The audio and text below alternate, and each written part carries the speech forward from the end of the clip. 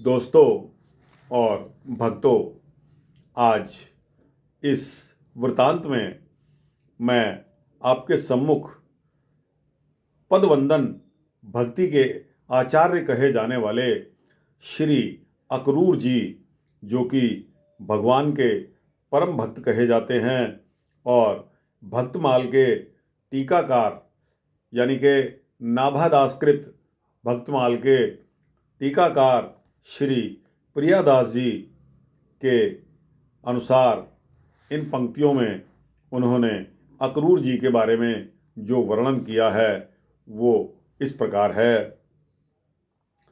चले अक्रूर मधुपुरी ते बिसूर नैन चली जलधारा, कब देखो छबिपुर को, कब देखो छबिपुर को, चले अक्रूर मधुपुरी ते बिसूर नैन चली जलधारा, कब देखो छबिपुर को, कब देखो छबिपुर को, सगुन मनावे एक देखे बोई, भावे देह सुध बिसरावे, लोटे लख पग धूर को, लोटे पग लख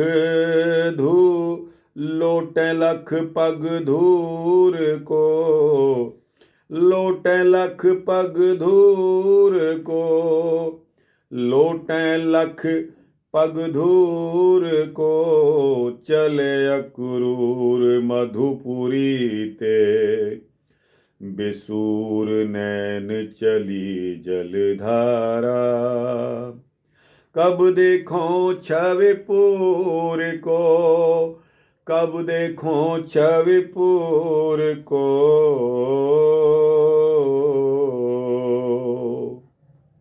यह वृतांत उस समय का है दोस्तों और भक्तों, जब भगवान श्री कृष्ण और बलराम जी को बुलाने के लिए अक्रूर जी को कंस ने भेजा था मथुरा से। तब जाते समय मार्ग में अक्रूर जी इतने प्रेमातुर हो गए, नंद गोकुल को जब चले, प्रेम चिंतित अक्रूर जी के नेत्रों से आंसुओं की धारा बह रही थी। मार्ग में जाते हुए सोच रहे थे कि कब मैं शीघ्र जाकर शोभा धाम श्याम सुंदर को देखूंगा। वे मन ही मन यही मन्नत मान रहे थे कि मुझे जो यह शुभ शकुन प्राप्त हो रहा है इसका फल भी शुभ ही होगा और इसके फल में मुझे प्रभु दर्शन अवश्य हो जाएगा। उन्हें दर्शनों के अतिरिक्त और कुछ भी अच्छा नहीं लग रहा था। उन्हें अपने शरीर की भी सुध बुध नहीं रही। गोकुल में प्रविष्ट होते ही उन्हें धूल में वज्रध्वज अंकुश कमल युक्त श्री कृष्ण के चरण चिन्ह दिखाई दे गए। तब वे सहसा आनंद से प्रफुल्लित होकर कूद पड़े और वहीं वज्र में लौटने लगे। दोस्तों, इसके पश्चात उनके हृदय की क्या स्थिति रही होगी। वंदन प्रवीण चाह निपट नवीन, भई दई शुकदेव कह जीवन की मूर को। वंदन प्रवीण चाह निपट नवीन, भई दई शुकदेव कहे जीवन की मूर को। मिले राम कृष्ण झिले पाय के मनोरथ को, खिले दृग रूप कियो हियो चूर चूर को। मिले राम कृष्ण झिले पाय के मनोरथ को, खिले दृग रूप कियो हियो चूर चूर को, चले अक्रूर चले अक्रूर चले अक्रूर मधुपुरी ते, बिसूर नैन चली जलधारा, कब देखूं छविपुर को, कब देखूं छविपुर को।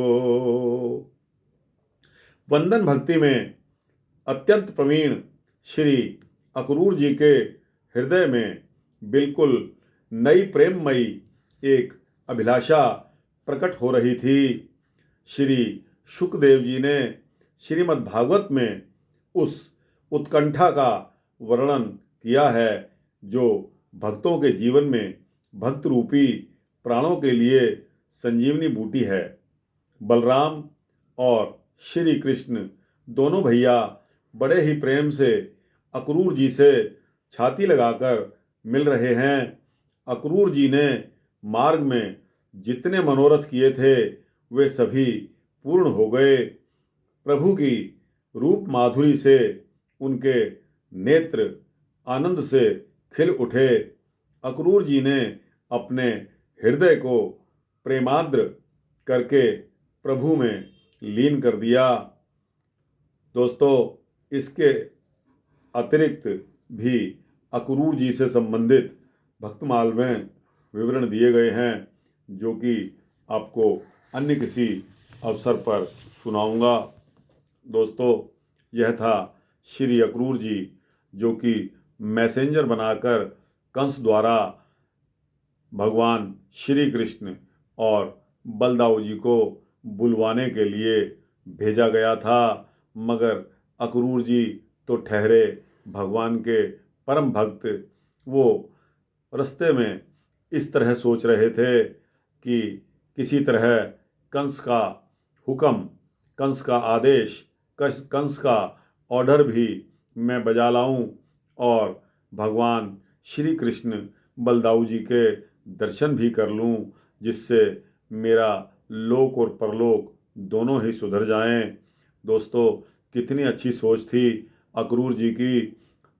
नौकरी एक चीज़ होती है और उसको नौकरी को कोई किस प्रकार करता है, किस प्रकार निभाता है, वह उसी व्यक्ति के ऊपर निर्भर करता है जो यह काम करने वाला है। तो दोस्तों, काम करने का भी अपना अपना तरीका होता है। यहाँ अक्रूर जी ने कोई भी इस तरह का काम नहीं किया कि उनकी नौकरी पर कोई आंच आए या उनकी जान पर कुछ आंच आए।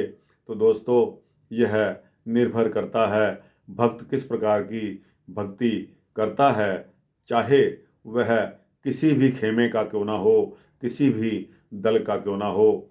तो दोस्तों, यह था अक्रूर जी का जो कि परम भक्त भगवान श्री कृष्ण के थे, उनके दर्शनाभिलाषी थे, उनके दर्शनों को इतने आतुर थे कि उनके नैनों में नीर जलधारा बह आई।